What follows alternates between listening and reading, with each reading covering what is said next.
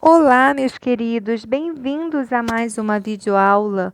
Continuando o nosso estudo sobre os vertebrados, hoje falaremos sobre as aves.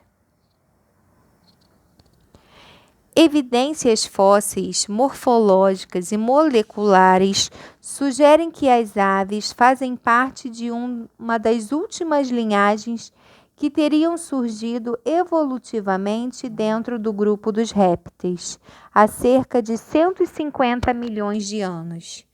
Terópodes, dinossauros predadores, teriam dado origem a linhagens das aves e dos crocodilianos atuais. Aves e crocodilos compartilhariam, portanto, um ancestral comum. Analisando o esqueleto da ave fossilizada mais antiga que se conhece, o Archaeopteryx, esse parentesco aparentemente tão improvável ficou mais claro. Pesquisadores sugerem que essa espécie deveria utilizar suas asas primitivas não para voar, mas apenas para se impulsionar para frente e para planar, assim como faz uma galinha. A partir dessa linhagem de aves primitivas, o voo e as aves se especializaram e se diversificaram, dando origem a toda a diversidade que conhecemos atualmente. O grupo das aves reúne aproximadamente 9.000 espécies, que ocupam praticamente todos os ambientes da Terra. Há espécies exclusivamente terrestres que não voam, como a ema e o avestruz. Outras que são excelentes voadoras, como os beija-flores e os gaviões.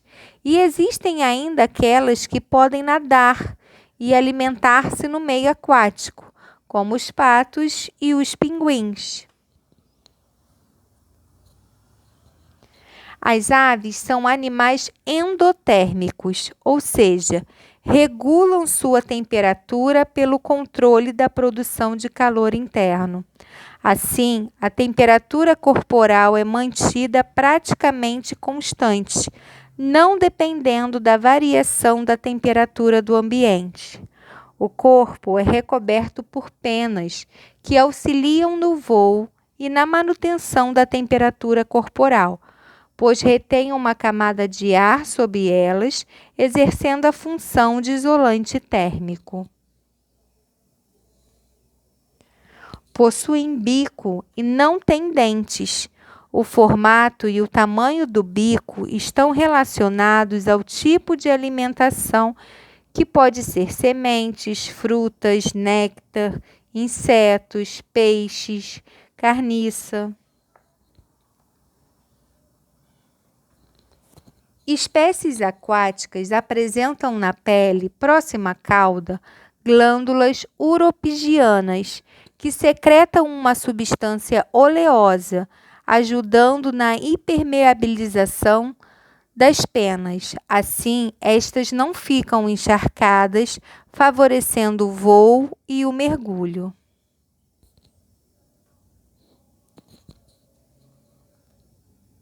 No sistema digestório, há o papo, uma dilatação no esôfago utilizada para armazenar alimentos, amolecendo-os, o que facilita sua posterior digestão.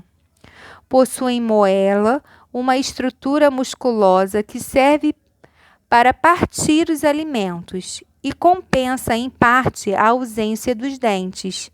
Muitas aves costumam ingerir pequenas pedras que ficam alojadas na moela, ajudando a triturar os alimentos. O coração apresenta 4 cavidades, com 2 átrios e 2 ventrículos. Não há mistura do sangue oxigenado com o sangue pobre em gás oxigênio.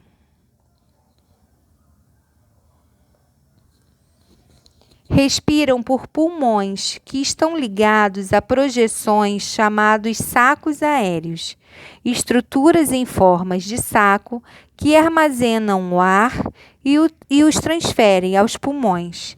Esse processo alimenta a eficiência respiratória das aves e, portanto, a captação de gás oxigênio, essencial para a disponibilização de energia nas células. Apresentam siringe, órgão que faz parte do sistema respiratório e que é responsável pelas vocalizações.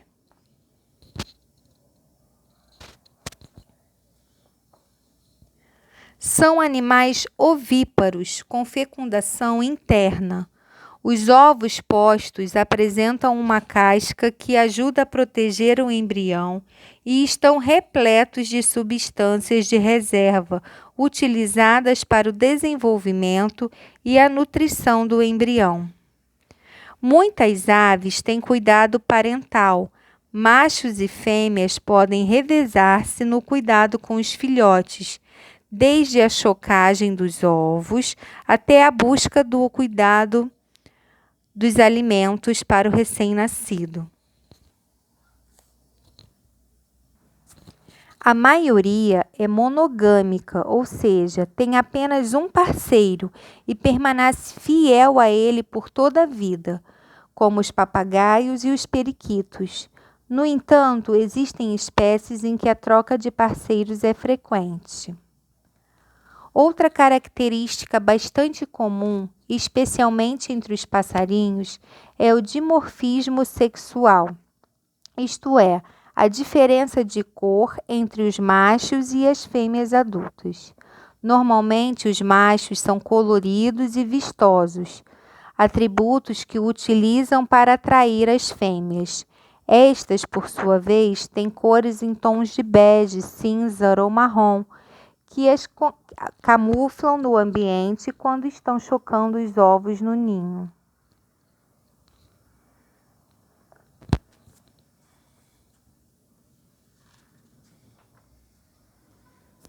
A capacidade de voo é uma característica marcante das aves. Ao facilitar o rápido deslocamento, o voo deu a esses animais a possibilidade de chegar a lugares dificilmente alcançados por outros animais e de ocupar diversos territórios. Inúmeras características possibilitam o voo. Membros anteriores transformados em asas,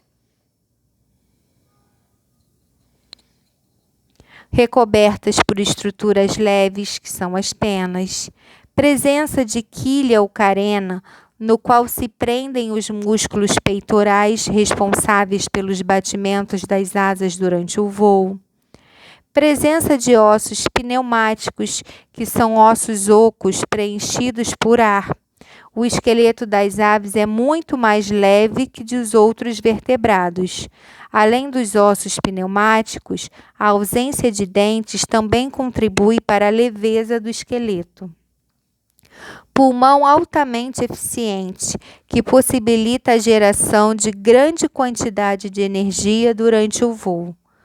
Presença de sacos aéreos que maximizam a capacidade respiratória. E a presença de intestinos reduzidos e a ausência de bexiga urinária.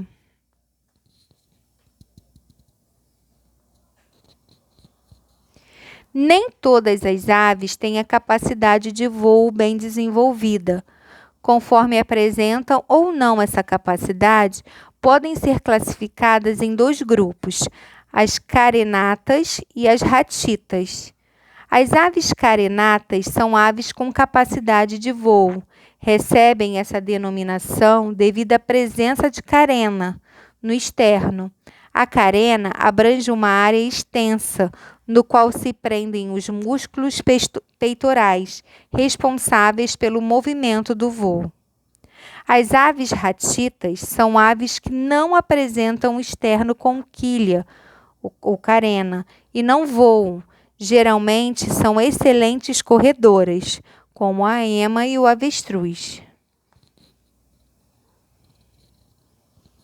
Espero que vocês tenham gostado de mais essa videoaula.